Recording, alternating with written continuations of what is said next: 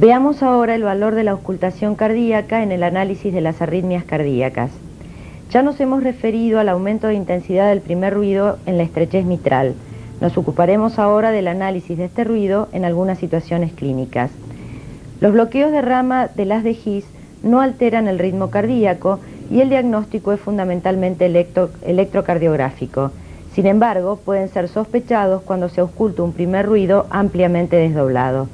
En la cinta que escuchará a continuación, el paciente tiene un bloqueo de rama derecha.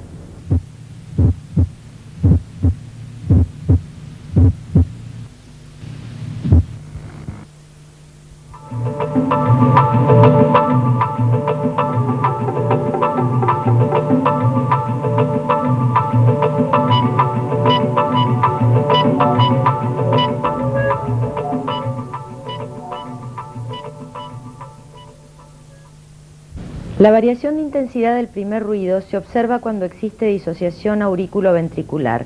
Las aurículas laten con el ritmo sinusal y los ventrículos con un nuevo marcapaso. Ello se observa en el bloqueo AB completo y en la taquicardia ventricular y se debe al distinto grado de apertura de las válvulas auriculoventriculares cuando se contraen los ventrículos.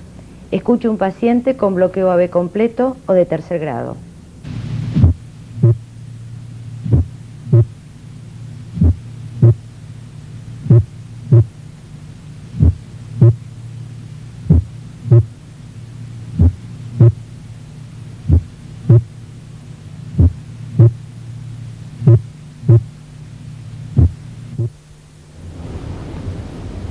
En la imagen hemos mostrado el bloqueo AB completo donde se observa la disociación auriculoventricular, las ondas P de la despolarización auricular y los QRS que corresponden a la despolarización ventricular.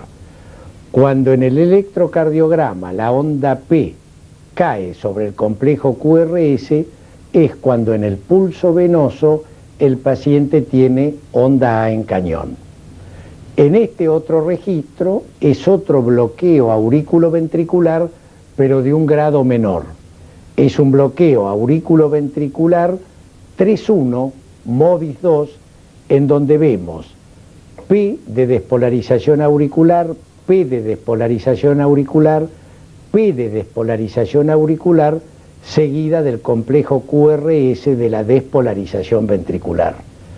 Es decir que acá la contracción ventricular depende del estímulo sinusal, cosa que no ocurre en este otro, donde hay disociación entre aurículas y ventrículos. Por esta razón aquí varía de intensidad el primer ruido cardíaco de acuerdo al casual PR que se genere, y en este otro en cambio el primer ruido cardíaco mantiene su intensidad habitual a lo largo de todo el ciclo. En este se observa onda A en cañón cuando hay coincidencia de despolarización auricular con ventricular. En este no se observa onda A en cañón porque la tricúspide está siempre abierta está siempre cerrada cuando se contrae el ventrículo. Este es un MOVIS 2, 3.1, 3P, un QRS. Esta es una disociación auriculoventricular por bloqueo AB completo. El registro se ha tomado en la derivación B2, precordial derecha, y tiene morfología de bloqueo de rama derecha.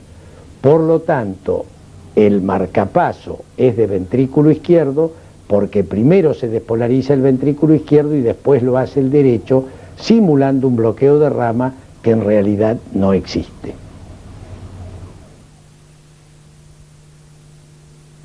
En las extrasístoles ventriculares, en donde el ritmo sinusal es accidentalmente irregular por la presencia de latidos anticipados, los ruidos cardíacos se encuentran desdoblados. Ello se debe al asincronismo del cierre valvular, ya que primero se contrae el ventrículo que dio origen a la extrasístole y luego el otro. Escuche e identifique la pausa compensadora, que en este caso es completa.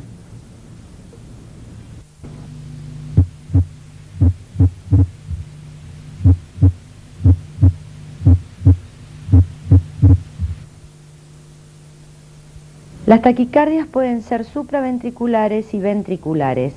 Escuche y observe el trazado electrocardiográfico de una taquicardia paroxística supraventricular con bloqueo de rama derecha taquicárdico dependiente.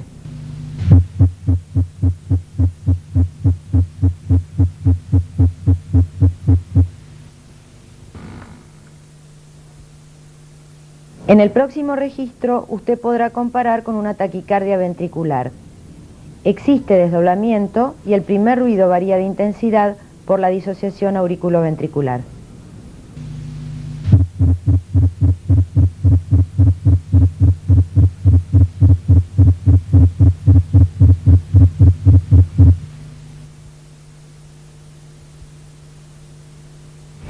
El estímulo vagal por masaje del seno carotídeo o por maniobra de Valsalva enlentece las taquiarritmias supraventriculares y en algunos casos permite su reversión a ritmo sinusal. Ello no ocurre en las taquicardias ventriculares. Hemos grabado 3 registros.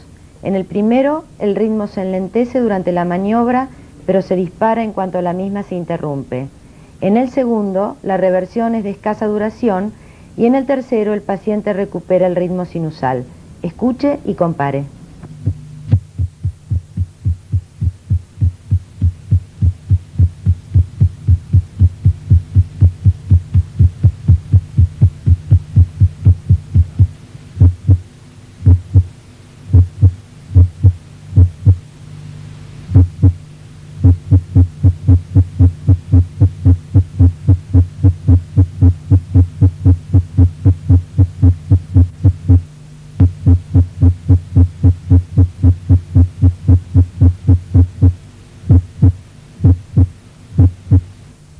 Finalmente, hemos grabado la arritmia completa de un paciente con fibrilación auricular. La respuesta o pasaje ventricular está bloqueada por digital.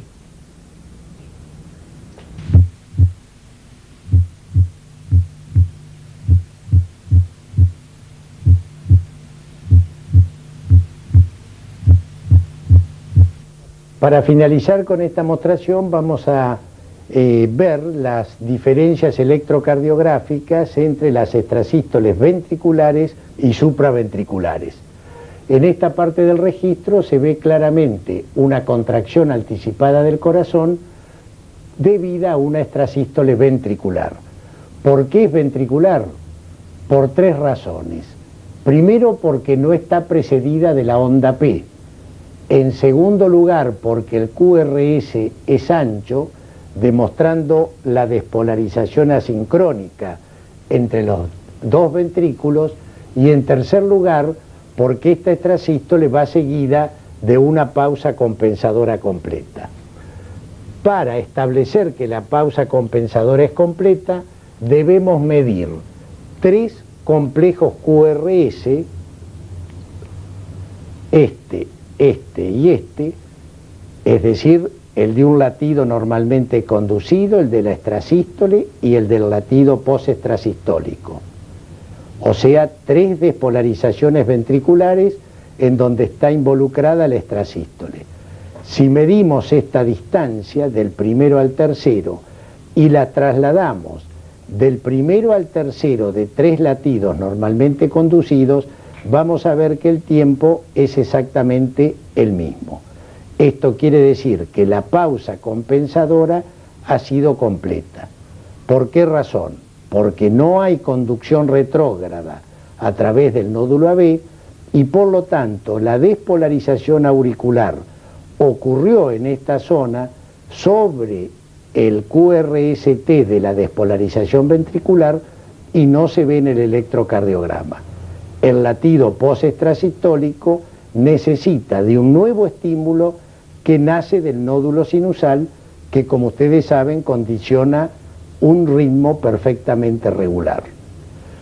Si en cambio vemos ahora este otro trazado obtenido a través de un electrocardiograma de 24 horas o Holter, vamos a ver que el ritmo es irregular, constituyendo lo que se llama un ritmo auricular caótico por múltiples extrasístoles supraventriculares. ¿Por qué son extrasístoles supraventriculares? porque están precedidas de onda P, aunque en algún caso no se ven, y porque la morfología del QRS es idéntica a la de las despolarizaciones ventriculares que vienen de una conducción auriculoventricular normal. Es decir, la diferencia entre extrasístoles ventriculares y supraventriculares son tres: la morfología del QRS angosto y del trazado de base en las supraventriculares, ancho en las ventriculares, presencia de onda P en las supraventriculares y ausencia de onda P en las ventriculares, pausa compensadora incompleta en las supraventriculares. Si medimos vamos a ver que no coincide, pausa compensadora completa en las ventriculares.